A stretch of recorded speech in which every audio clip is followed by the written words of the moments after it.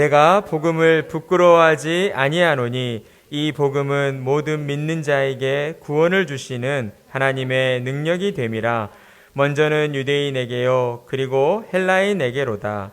복음에는 하나님의 의가 나타나서 믿음으로 믿음에 이르게 하나니 기록된 바 오직 의인은 믿음으로 말미암아 살리라 함과 같으니라. 아멘. 예수님께서는 믿는 자들에게 너희는 세상의 빛과 소금이니 세상이 너희의 착한 행실을 보고 하나님께 영광을 돌리게 하라 라고 말씀하셨습니다. 하나님의 은혜로 예수님을 구주로 믿고 따르는 사람들은 세상의 빛과 소금이 되어 어둠을 밝히고 또한 부패한 것들을 막아서는 자들이 되었다라는 것이죠. 따라서 이 땅에 믿는 사람들이 많아질수록 이 세상은 더욱 평화롭고 살기 좋은 세상이 되어야 합니다. 그런데 지금 우리가 사는 세상을 돌아보면 어떻습니까? 평화롭고 살기 좋은 세상이 되어 있습니까? 그렇지 않습니다. 이 세상은 육체적인 쾌락과 물질 만능주의에 빠져서 개인의 기쁨과 만족만을 추구하며 다른 사람의 고통과 아픔은 나와 상관없다는 식의 극도의 개인주의와 이기주의에 빠져 있다는 것이죠. 그런데 최근에 코로나가 장기화되면서 이렇듯 이 세상의 이면에 감춰져 있던 그런 어두운 모습들이 강하게 드러나지고 있는 것 같습니다. 저는 최근에 코로나 때문에 많은 상가들이 문을 닫고 있다는 소식을 들었습니다. 겉으로 드러나지는 이유는 코로나 때문에 장사가 안 돼서라고 하지만 실질적인 이유는 수입이 없는데도 불구하고 매달 월세를 내야 하는 그러한 어려움 때문이었다라고 하는 것이죠. 월세가 없으면 어떻게라도 버텨보겠는데 매달 적게는 100만 원에서 200만 원, 많게는 300만 원 이상 월세를 내야 하는 이러한 상황이다 보니 도무지 이 상황을 버텨낼 수가 없다라고 말을 합니다. 이러한 상황임에도 불구하고 건물주들은 월세를 내려주지 않습니다. 물론 일부 임대료를 내려주는 건물주도 있죠. 하지만 그 수가 고통받고 있는 소상공인의 수에 비해 턱없이 부족한 것이 현실입니다. 왜 월세를 내려주지 않습니까? 저도 사실은 이 예배당을 알아보기 전에는 이러한 어떤 흐름에 대해서 잘 몰랐는데 건물주들이 월세를 높게 책정하는 이유는 그 월세가 곧 후훗날 이 상가를 되팔 때에 그 상가의 가치를 반영하기 때문이었습니다. 월세를 낮게 받으면 그만큼 상가의 가치가 낮다는 거예요. 건물주들이 월세를 내려주지 않는 이유가 여기에 있는 것이죠. 월세를 한번 내려주기 시작하면 상가 가치가 떨어진다라고 생각하기 때문입니다.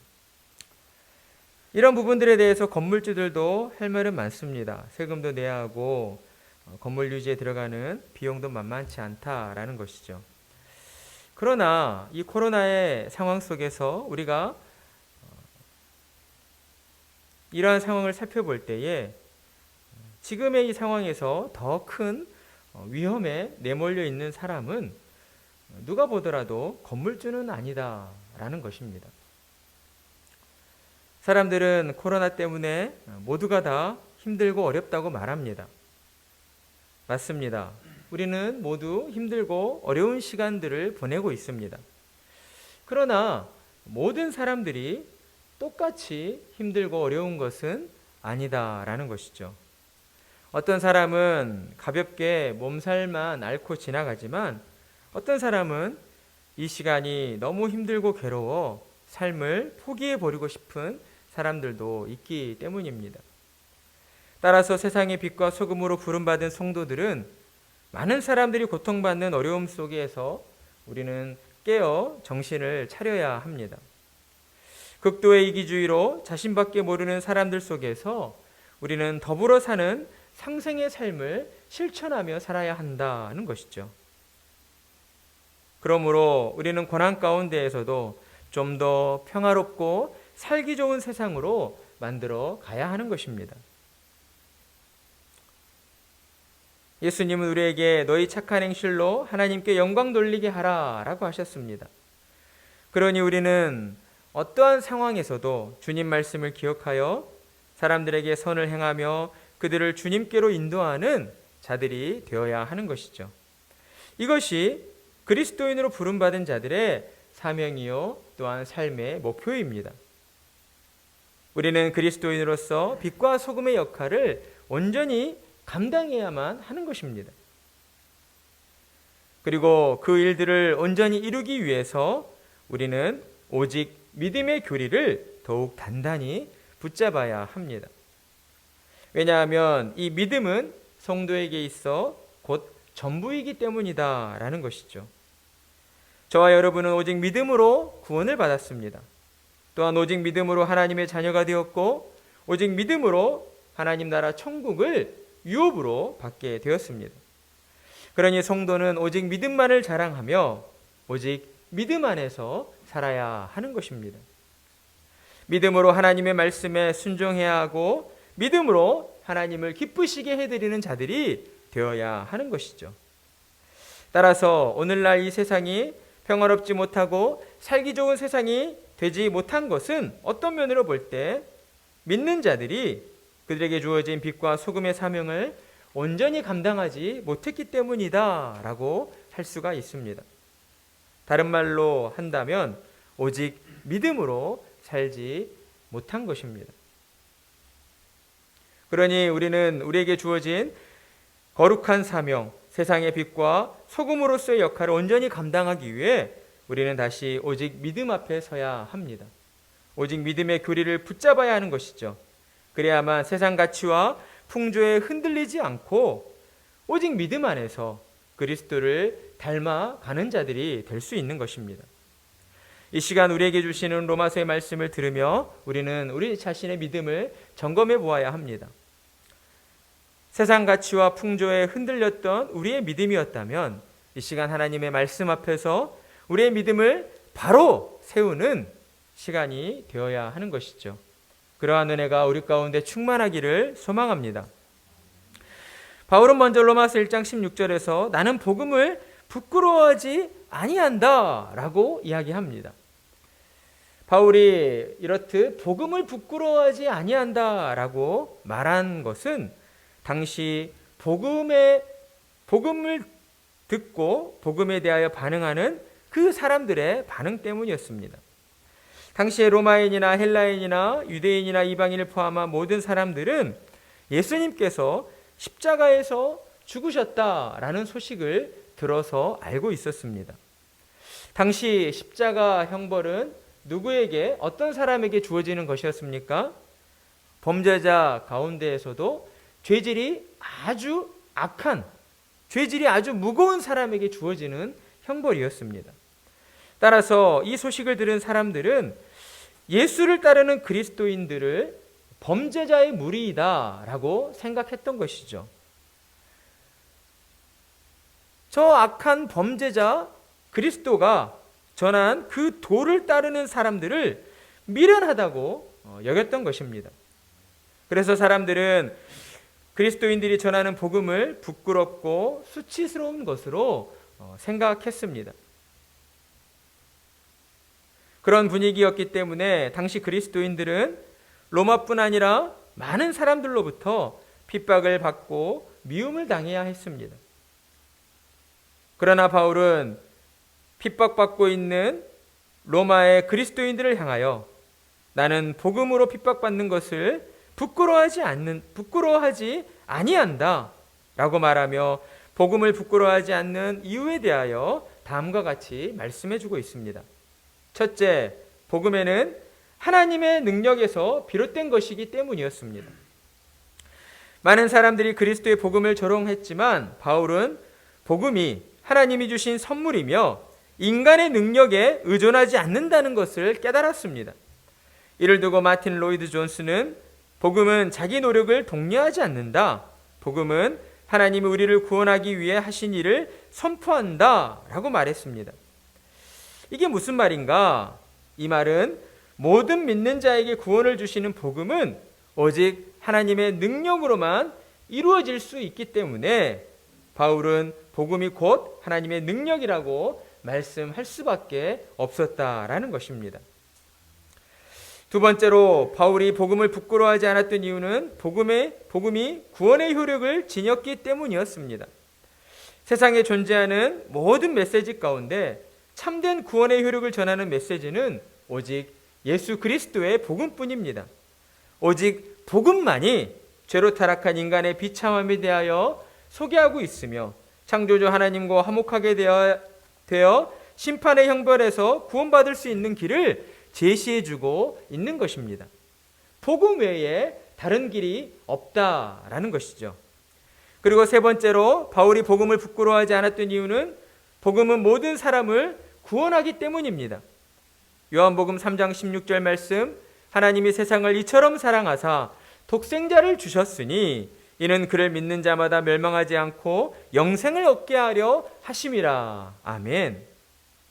복음은 이처럼 세상에 아무런 희망도 없다라고 말하는 사람들에게 진정한 희망, 참된 희망을 전해주는 좋은 소식인 것입니다. 우리의 죄를 속량하시기 위해 그리스도께서 십자가에서 흘리신 보혈의 가치는 모든 믿는 자를 구원하고도 남을 만큼의 엄청난 가치였다라는 것이죠. 이 사실을 깨달은 바울은 복음을 부끄러워할 수가 없었던 것입니다. 그리고 네 번째, 복음은 모든 사람을 위한 것이기 때문입니다. 그리스도의 복음은 유대인이나 이방인 모두에게 주어졌습니다. 하나님은 사람처럼 특정 민족만을 편애하시는 분이 아니십니다. 하나님은 오직 이스라엘만을 위하여 복음을 허락해 주신 것이 아니라는 것이죠. 하나님은 복음으로 말미암아 이 세상 모든 민족이 구원받기를 원하십니다.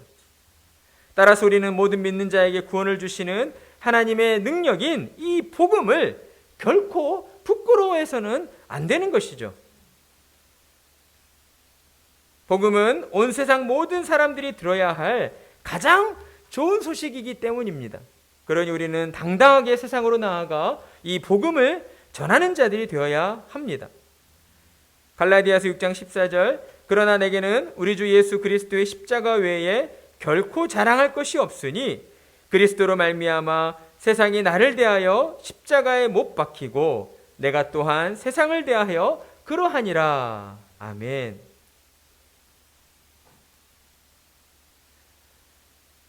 바울은 복음 안에 있는 하나님의 능력을 깨달았기에 그는 그리스도의 십자가 외에는 결코 자랑할 것이 없다라고 고백하였습니다. 우리 또한 바울처럼 그리스도의 십자가만을 자랑하는 그러한 참된 믿음의 사람들이 되어야 할 것입니다. 그리고 이어지는 17절 말씀에서는 복음이 우리 개인에게 어떻게 적용되어지는가, 복음의 본질적 특성에 대하여 말씀해주고 있습니다. 바울은 복음에는 하나님의 의가 나타난다라고 말씀합니다. 이 말씀의 의미를 우리가 바르게 이해하기 위해서 우리는 루터의 경우를 함께 살펴보겠습니다. 루터에게 있어서 이 하나님의 의라고 하는 단어는 아주 큰 걸림돌이었습니다. 왜냐하면 루터가 생각할 때 하나님의 의는 하나님의 거룩하고 완전한 속성으로서 타락한 인류와 온전히 구별되는 것이었기 때문입니다. 따라서 루터는 죄로 타락한 인간이 어떻게 하나님 앞에서 의롭게 될 수 있을까 하는 문제로 늘 깊은 고민에 빠져 있었습니다. 루터가 이런 고민에 빠질 수밖에 없었던 것은 당시 중세 로마 교회의 잘못된 가르침이 컸습니다. 로마 가톨릭 교회에서는 죄로 타락한 인간의 본질을 어떻게 정의했느냐? 우리 개신교에서는 칼빈의 가르침에 따라서 인간은 전적으로 타락했다라고 가르칩니다. 그러니까 우리 안에는 하나님의 의를 만족시킬 만큼의 그 어떤 선한 것도 남아있지 않다라는 것이죠. 그러나 로마 가톨릭 교회에서는 비록 인간이 죄로 타락하긴 하였지만 하나님의 형상이 완전히 사라진 것은 아니다. 우리 안에 선을 행할 수 있는 그 하나님의 흔적이 남아있다라고 가르쳤습니다. 그래서 그들은 희미하지만 우리 안에 남아있는 그 선으로 말미암아 의를 행하여서 하나님 앞에서 선을 쌓고 공로를 쌓아 그 공로를 인정받아 구원받을 수 있다라고 가르쳤던 것입니다. 그들이 주장하는 구원론은 하나님과 인간이 협력해서 이룰 수 있는 신인 협력설이었습니다. 중세 로마 교회에서는 이렇듯 성경의 가르침이 아닌 임의대로 거짓 교리를 만들고 가르침으로 말미암아 많은 신자들의 영혼을 잘못된 길로 인도하고 있었던 것입니다. 루터도 그 중에 한 사람이었습니다. 루터는 하나님의 은혜로 오직 믿음의 교리를 깨닫기 전까지는 철저한 로마 카톨릭 교회 신자였습니다. 그런 루터는 젊은 청년이었을 때 자신이 하나님 앞에서 인정받을 만한 사람인가? 라는 질문을 두고 늘 깊은 고민에 빠져 있었어요. 그러던 어느 날 루터가 마을 근처를 거닐고 있을 때 갑자기 하늘이 어두워지면서 소낙비가 쏟아지는 강한 폭풍이 몰아닥치게 됩니다.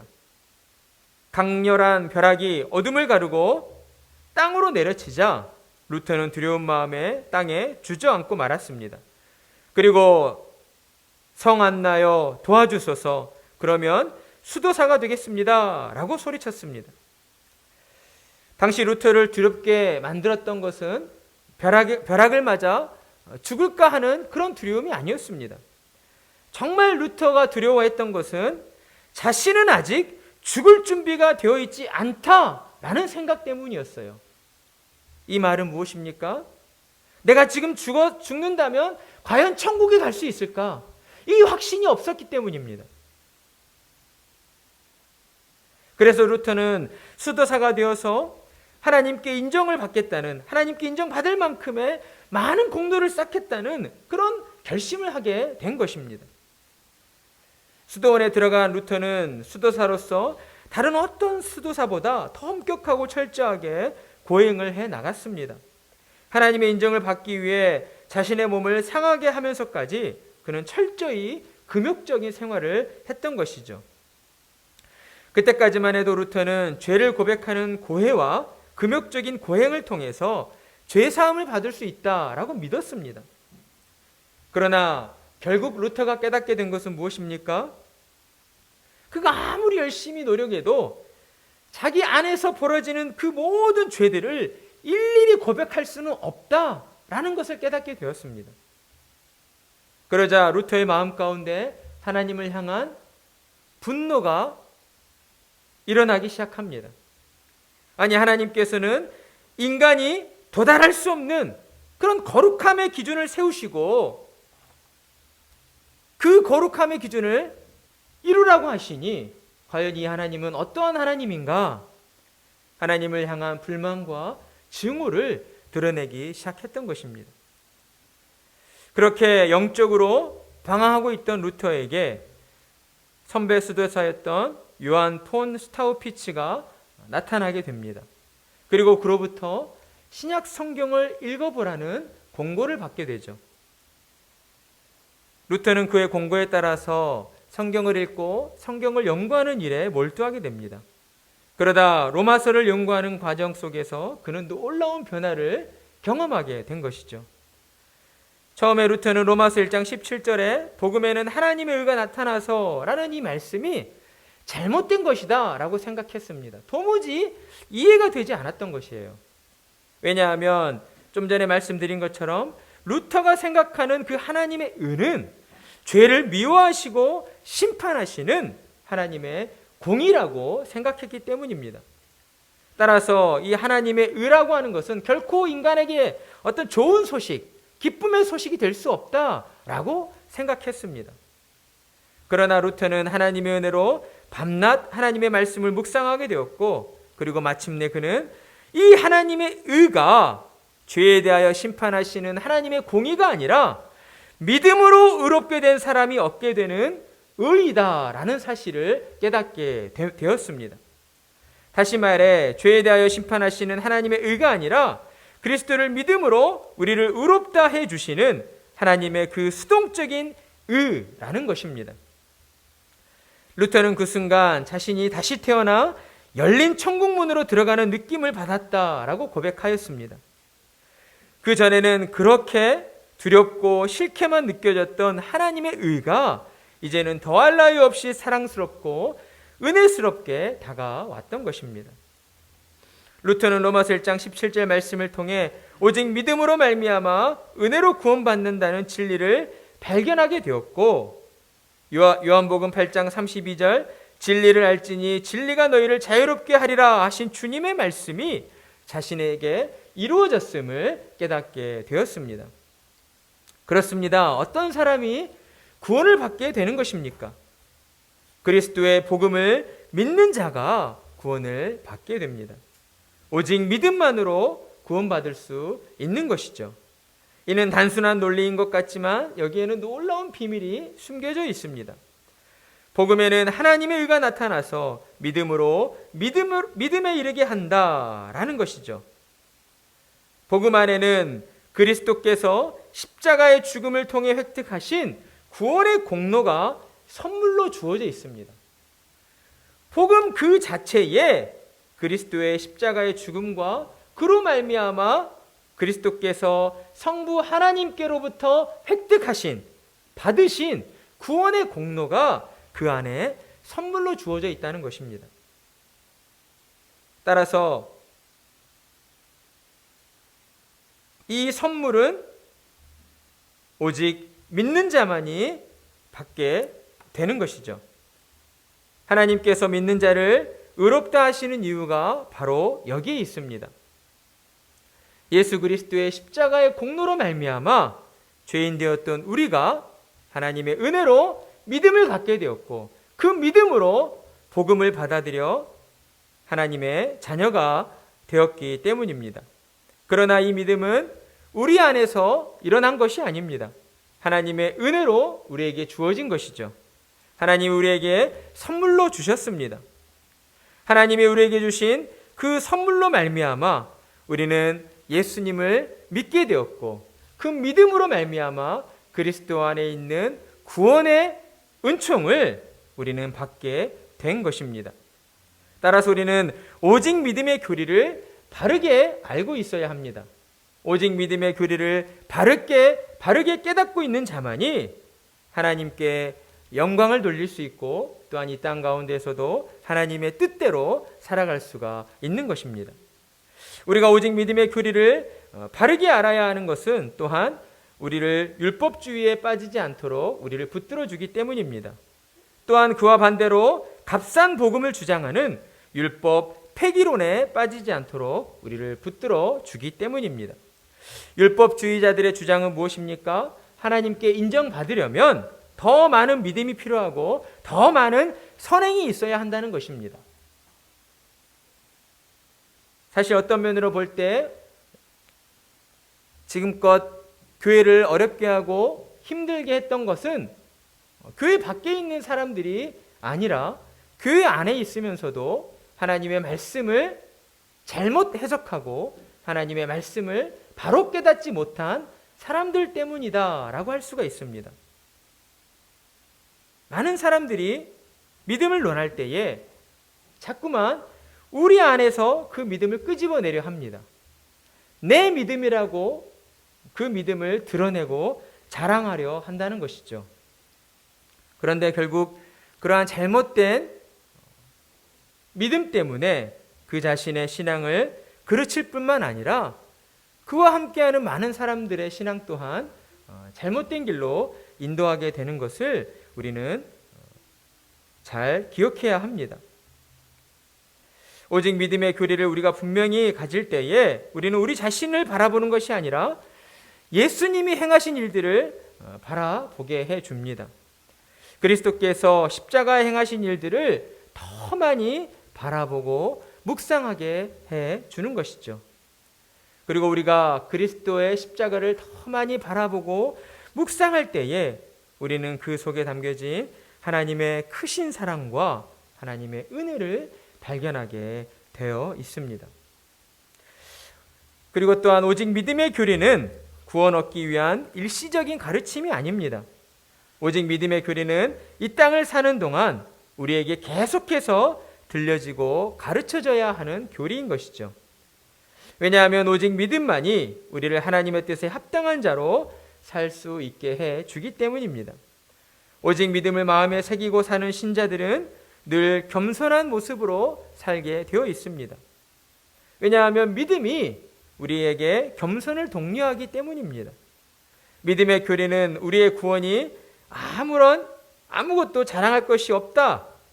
이것은 오직 하나님의 선물이라는 것을 매 순간 우리에게 일깨워 주기 때문입니다. 그리고 또한 이 오직 믿음의 교리는 그리스도의 지상 명령으로 주어진 복음 전도를 촉구하도록 만들어줍니다. 우리는 오직 그리스도 안에서 오직 믿음으로 구원의 은혜를 받아 하나님 앞에서 의롭게 되었고 우리의 삶의 변화를 경험하였습니다. 하나님은 세상 모든 사람들도 우리처럼 구원받기를 원하고 계십니다. 그래서 하나님은 저와 여러분을 통해 그 일을 이루시기를 원하시는 것이죠. 그러니 우리는 세상에 나아가 복음을 전해야 합니다. 그리고 그들을 예수님의 제자로 살아가도록 하나님께로 인도해야 하는 것이죠. 하나님이 우리에게 맡기신 복음 전파라고 하는 이 거룩한 사명을 온전히 이루기 위해서 우리는 다시 한번 오직 믿음의 교리를 붙잡아야 합니다. 사랑하는 성도 여러분, 우리는 오직 믿음으로 살아야 하는 자들입니다.